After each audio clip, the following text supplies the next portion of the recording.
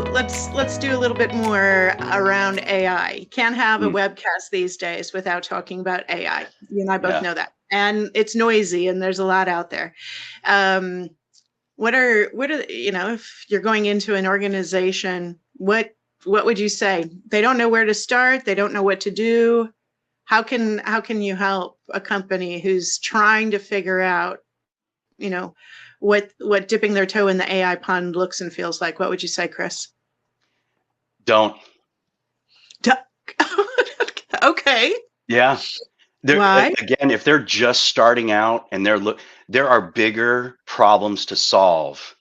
Do you have the right processes in place? Do you have the right people in place? Do you have the right products in place? Right? Your service is only going to be as good as those three things, and AI can't fix all three of those. They're not going to fix your products. They're not going to fix your broken processes or even undocumented ones, and they're not going to fix your people. Fix those things first before you start looking into technology. Has never solved a business problem in the immediacy. You have to build on it. You have to create it. You have to develop it. You have to learn it, and that takes time. And so when I talk to people, AI today is what, chatbots were, 10 years ago, and community forums were 20 years ago. And, web-based self-service support was, 25 years ago. And there are companies today that don't even have those fundamentals, and they think that a widget like AI is going to just automatically solve their business problem or their customer problem. So I say don't gently. I say use AI at the right time. Use it where it's necessary. Can AI facilitate your self-service knowledge base in a better use case? Can AI go ahead and interpret all of your phone calls and say, this is where the majority of our calls come in. This is how fast they go. Here's the issues that we solve the quickest, the ones that we solve the longest, and here's how we can eliminate those friction points. So companies need to stay ahead by improving themselves first, and at the same time, keeping watch over an ever-changing technology landscape. Okay, Chris, as always, I ask you questions, and I never ever, and this is the rule number one, right? Don't ask a question if you don't know what the answer is going to be. And I've never learned that with you in 25 years. So here we are.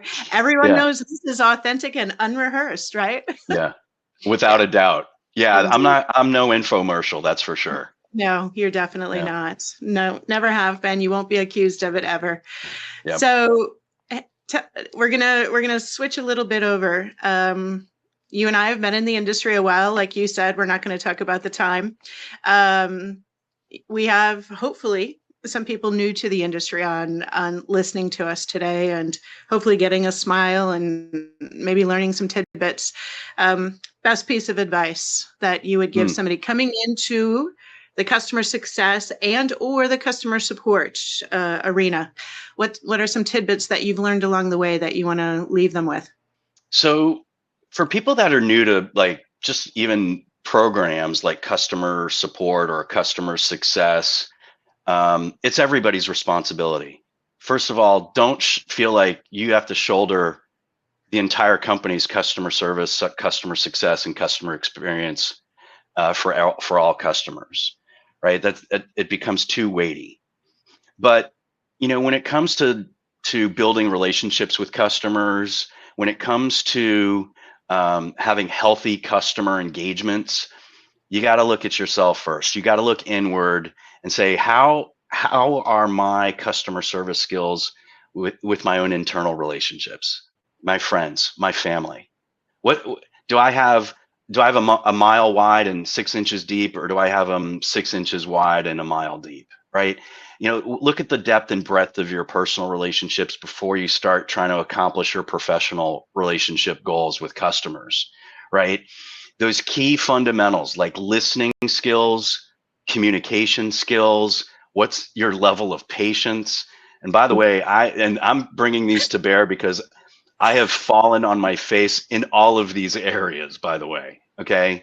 I put company goals way ahead of building personal relationships with my team, 30 years ago. I went ahead and, didn't understand a sense of purpose when you're dealing with customers. Customers will know in 7 seconds or less whether you care about their business or whether you care about your transaction of the day or message of the week, right? How genuine you are.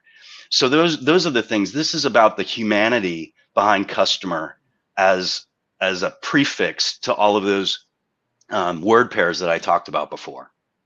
So I know something is coming up for you that's very important. So before we leave here today, what are you looking the most forward to in, let's say, the next, I don't know, I'll give you a range of 1 to 9 months.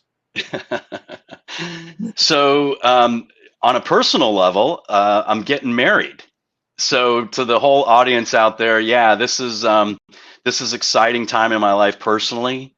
And then professionally, I am, going to embark on a new journey. So be on the lookout on LinkedIn when it comes to an announcement. And it's going to be a different role for me. And I can actually share that role. I'll be a program director for customer retention. And so once again, we've taken an organizational view and splintered it and said, okay, you still have a renewals team, you still have a support team, you still have a success team. And now there's a role that's just focused on retention, which I think is unique in our industry. They might dual hat that or multi hat that with other types of roles, but I'm really excited about it for one reason. And I'm going to change the nomenclature of the acronym CRM from customer relationship management, where retention is the new R in CRM. Okay.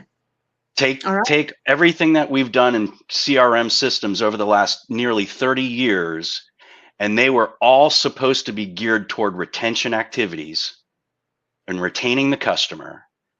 And we all know the statistics that it takes a whole lot less money on existing customers to keep them than it does to gain new customers. And even more so that if you just invested 5, 10, 15% more in existing customers, you can get anywhere from 25 to even 90% more revenue. This is really exciting for me. Yeah. I'm going to watch, and obviously you and I will stay in touch as we always do. I'm looking forward to your success in this new role and seeing where you take it, Chris. It's going to be really good. And you've never been shy. You've often, gone very public with your goals and with your desires to change things. So I'm excited, and it's going to be something fun to see happen. Thanks, Judy. And I'll tell you something. I think that's the one thing, even though I can be very critical, not only of the industry and the roles that, we've shared in our history.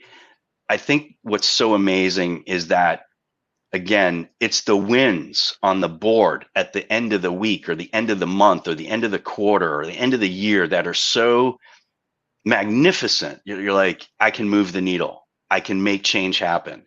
And so being in this industry where customer is the focus, at the same time, we have this opportunity to make significant change across the industries, right? Industry agnostic. We can actually present something today that's good for one customer in your industry, and it can be taken forward across the board. Absolutely. Yeah, and really for everybody, it sounds trite and it sounds like a silly exercise. If you don't have it, do it. Create your brag bowl, keep it next to you. And not only your team wins and your company wins, but put your personal wins in there and write them down. And by goodness, when you're having that bad day, reach in there and pull out that scrap of paper that reminds you what you did, 3 months ago, 6 months ago. Because I would say in our industry, we go from, fire to fire to fire, right? We go from relationship to relationship to relationship. And I would say most people in this industry, it's a thankless industry in a lot of ways, support and success. And yet you know, we don't take the time enough to celebrate the good things that we do. We certainly don't go and give ourselves shout outs and all of this, because it's just human nature to go in and fix and serve and do that in a meaningful way. But give yourself a boost, write your wins down, go back and look at them every once in a while, because it'll remind you on the hard days why you're doing what you're doing. 100% agreed. And you know, when you look at your resume, no matter how short or long it may be, it's a reminder. It's a reminder of where you came from and your own personal progress and success. Like, you know, certainly didn't know it on day one, and you know, you have battle scars and wounds that we can all share after work. But at the same time, it's also about those victories. Absolutely. I used to tell my team back at Epicor that, you know, and even after the end of just cross line of business meetings that I would lead, I'd be like, put a W on the board for Warticki, the win for the week. You've been Wartickified. Yes. That's the Chris Warticki I remember, for sure. There you go. Yeah, it's good to have consistency. All right, Chris, thank you so much for spending time. Everyone's spending time with us today. It was a great conversation. I wish you a good day. Thanks, Judy, and goodbye to the whole audience as well. Thank you very much. Okay.